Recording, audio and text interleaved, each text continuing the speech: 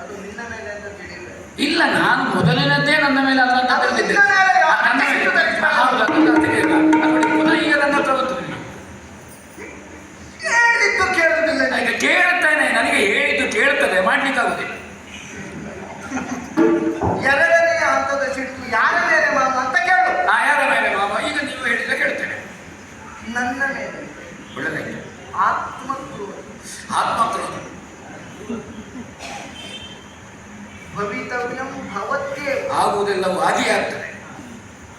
ದೈವಂ ಪ್ರಜ್ಞಾ ವಿಶೇಷೇಣ ಕೋ ನಿವರ್ತಿತು ಅರ್ಹತೆ. ಈಗ ನೋಡಿ, ಒಳ್ಳೊಳ್ಳೆ ವಿಷಯ ಬಂತು ನಿಮ್ಮತ್ತು. ಅಂದ್ರೆ ಇಷ್ಟೊತ್ತು ಹೇಳಿದ್ದು ಮಣ್ಣಿಗೆ ಹಾಕುವ ವಿಷಯ ಅಂತ ನಿಜುಂಟು. ನೀವು ಹೇಳಿದ್ರಲ್ಲ, ನಿಮಗೆ ಸಂಬಂಧಪಟ್ಟದ್ದು ಸಿಟ್ಟಲ್ಲ ಅಂತ ವಿಷಯ. ಆ ವಿಷಯ ಯಾವುದು? ಸಿಟ್ಟಲ್ಲ. ಹಾಗಾದ್ರೆ ಹೇಗೆ? ಇಷ್ಟು ಬುದ್ಧಿ ಇದ್ದ. ಇದು ನನ್ನ ವಿಷಯವೋ? ನನ್ನದೇ ವಿಷಯ. ಈ ಬುದ್ಧಿ ಇದ್ದ. ಸ್ವಲ್ಪವೂ ಬುದ್ಧಿ ಇಲ್ಲ ಶರೀರಕ್ಕೆ ಎಂಬ ಹಾಗೆ ತಿಳಿ. ನಾ ಹೇಳ್ಬೇಕಾ? ತಿಳ್ಕೊಂಡಿದ್ದೇ ಇದ್ದು ನಾನು ಅದನ್ನು ಹೇಳ್ಬೇಕಾಡಿದ್ದ. ಅದೇ ಗೊತ್ತುಂಟು ಅಂತ.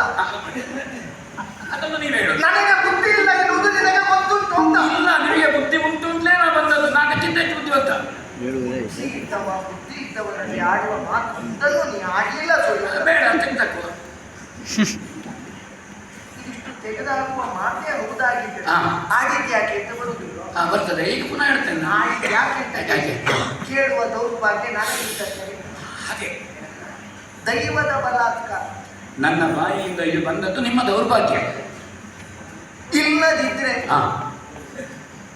ಒಂದು ಕಾಲದಲ್ಲಿ ಮದ್ರ ದೇಶದ ಸಂಸ್ಕೃತಿ, ಮದ್ರ ದೇಶದ ಪ್ರಜೆಗಳು ಅಂತಂದ್ರೆ ಹೆಣ್ಣು ತರುವುದಕ್ಕ ಹೆಣ್ಣು ಕೊಡುವುದಕ್ಕ ಆಲೋಚನೆ ಮಾಡುವ ಸ್ಥಿತಿ. ಆಗ ಯಾವ ಕಾಲಕ್ಕೆ ಶಲ್ಯ ಭೂಪತಿ ಆ ರಾಜ್ಯಾಡಳಿತದ ಸೂತ್ರವನ್ನು ಧರಿಸಿದನೋ, ಸದ್ಧರ್ಮ ಪಥದಲ್ಲಿ ನಡೆಯುವ ಒಂದು ಸುಸಂಸ್ಕೃತಿಯನ್ನು ಮದ್ರ ದೇಶದಲ್ಲಿ ಸ್ಥಾಪಿಸಿ ಹಸ್ತಿನಾವತಿಯ ಚಕ್ರವರ್ತಿ ಪೀಠ ಹೆಣ್ಣು ಕೇಳುವುದಕ್ಕೆ ಮನೆ ಬಾಯಿಗೆ ಬರುವ ಹಾಗಿನ ಸ್ಥಿತಿ ನಿರ್ಮಾಣ ಆಯಿತು. ಹೋಗ್ತೀಯೋ? ನಾವು ಹೆಣ್ಣು ತಂದ ಮೇಲೆ ಅಲ್ಲಿ ಪ್ರಾಯ ಆದವರಿಗೂ ಮದುವೆ ಆಯಿತು. ಸರಿಯಾ? ನೀವು ಹೆಣ್ಣು ತಂದ ಮೇಲೆ ಪ್ರಾಯ ಆದವರಿಗೆ ಮದುವೆ. ಅದೇ ನನ್ನ ಮದುವೆ ಆಗದೆ ಪ್ರಾಯ ಆದವರಿಗೂ ಮದುವೆ ಆಯಿತು. ಯೋಧನ ಹಾಗಾದರೆ ಪುಣ್ಯ ವಿಶೇಷ, ಪಾಪ ವಿಶೇಷ. ಅನೇಕ ಯಜ್ಞ ದಾನ ಧರ್ಮಾದಿಗಳನ್ನು ಮಾಡಿ ಧರ್ಮ ಅಂತ ನಾಡಿದ್ದಲ್ಲ, ಸ್ವತಃ ಆಚರಿಸುವ ಮೂಲಕವಾಗಿ ಪ್ರಜಾ ಪರಿವಾರವೆಲ್ಲ ಆಚರಿಸುವಂತೆ ನೇರ್ಪುಗೊಳಿಸಿದಂತಹ ಶಲ್ಯ ಭೂಪತಿ ಧರಿಸಿದ ಇದೇ ಹಸ್ತದಲ್ಲಿ ಧರಿಸಿದ ರಾಜ್ಯಾಡಳಿತ ಸೂತ್ರ. ನಾನು ನಿತ್ಯ ಹೇಳುವುದರಲ್ಲಿ ಧಾರ್ಮಿಕ ಉಪನ್ಯಾಸ ಇದ್ದದ್ದಲ್ಲ. ಕೈ ನೋಡ,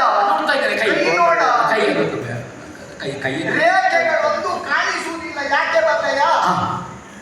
ಯಜ್ಞದ ಆಹುತಿ ಹಾಕಿ ಹಾಕಿ ಹಾಕಿ ಇದೆಲ್ಲ ಮಸುಕಾಗಿ ಹೋದ. ಅದೇ ನೀವು ಯಾಕೆ ಈಚೆ ಬಂದ್ರಿ ಅಂತ ಯಾವ ರೇಖೆ ಹೇಳಿ. ಹಣೆಯಲ್ಲಿ ರೇಖೆ ಗಟ್ಟಿ ಉಂಟು ಅಂತ ತಿಳಿದೆ, ಅದು ಇಷ್ಟು ಮಸುಕಾಗಿದೆ ಅಂತ ಗೊತ್ತಾದದ್ದು ಇವತ್ತು. ಬಂದವನಿಗೆ ಸರಿ ಗೊತ್ತು. ನಿನಗೆ ಓದಲಿಕ್ಕೆ ಬರ್ತದೆ? ಎಲ್ಲ ಬರ್ದವನು ಅವನಿಗೆ ಬರುದಿಲ್ಲ ಓದಲಿಕ್ಕೆ. ಅವನು ಬರ್ದಾಗಿದೆ, ಬದಲಾವಣೆ ಮಾಡ್ಲಿಕ್ಕೆ ಆಗುದಿಲ್ಲ. ನಿನಗೆ ಗೋಡೆ ಮೇಲೆ ಭಾವಚಿತ್ರದ ಕೆಳಗೆ ಬರೀಲಿಕ್ಕೆ ಓದಲಿಕ್ಕೆ ಬರುವುದಿಲ್ಲ. ನಾನು ಭಾವಚಿತ್ರದ ಮೇಲೆ ಅಲ್ಲ ಕೆಳಗೆ ಬಂದು ನಿನ್ನ ಹಣೆ ಬರವನ್ನು ಓದುವ ಪ್ರಯತ್ನ ಮಾಡುವುದಿಲ್ಲ. ಇನ್ನೊಬ್ಬರ ಹಣೆ ಬರವು ನಿನಗೆ ಬೇಡ. ಇಲ್ಲ.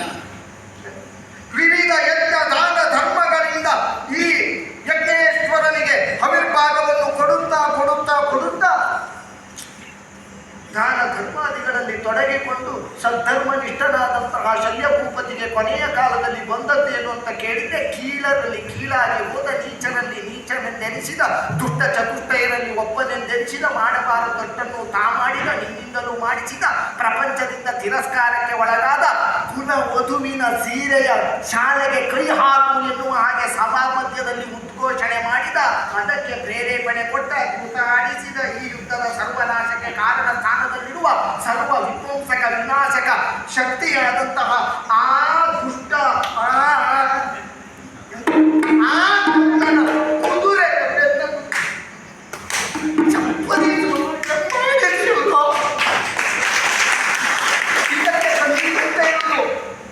ಇದು ಕಣ್ಣಿಂದ ಬಂದದ್ದಲ್ಲ, ಇದು ಹೃದಯದಿಂದ ಉಕ್ಕಿ ಉಕ್ಕಿ ಬಂದದ್ದು. ಮಾಡಿದ್ಯಲ್ಲೋ?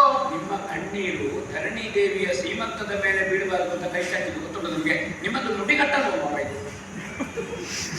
ಎದುರಿಗೆ ಕೈ ಹಿಡಿಸಿ ನಾ ಆ ಕಡೆ ನೋಡುವಾಗ ಪ್ರಾರಬ್ಧ ಹೇಳುವಾಗ ನನಗೆ ನಿಮ್ಮಲ್ಲಿ ದೈವಾವೇಶ ಕಂಡಿತು. ದೈವಾವೇಶದ ನುಡಿಗಟ್ಟನ್ನು ನಾವು ಕೆಳಗಾಕಬಾರದು. ನಿನ್ನ ಕೈ ತೊಳೆಯುವುದಕ್ಕೆ ಬಳಸ್ತೀರಿ. ನನಗೆ ಕೈ ತೊಳಿಬೇಕಂತ ದೈವದ ಬಲಾತ್ಕಾರ ಅಲ್ಲ ಕರ್ಮ ಫಲ.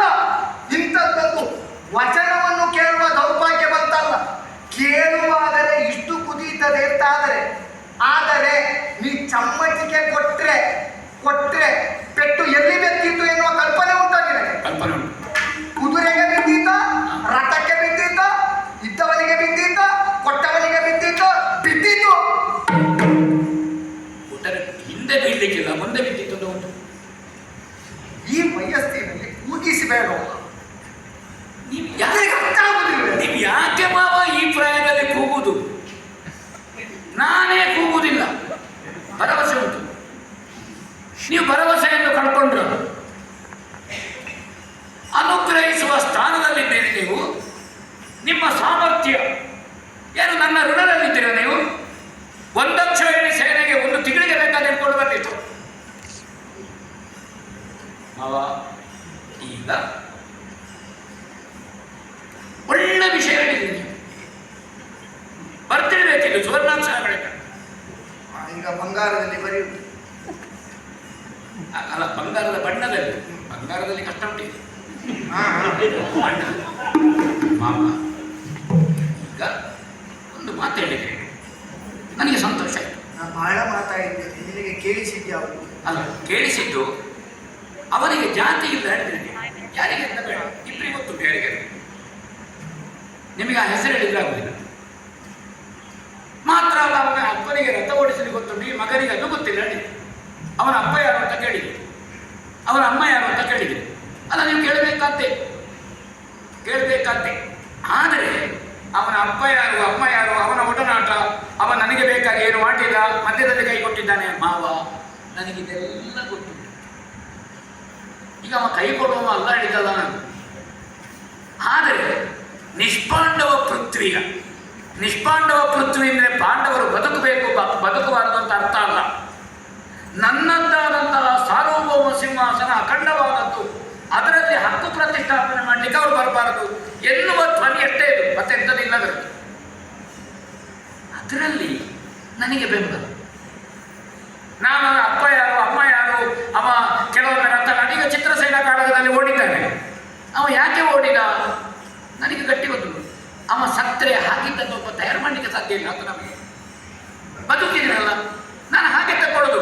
ಓಡಿದ್ದನ್ನು ತಕ್ಕೊಳ್ಳ, ಓಡ್ಲಿ, ಸತ್ತನೆ ನಾನು ಏನು ಹೇಳುವ, ಒಳ್ಳೆದು ಹೇಳುವ ಒಬ್ಬ ಬೇಡುವ ನಮ್ಮ ಸಭೆಯಲ್ಲಿ.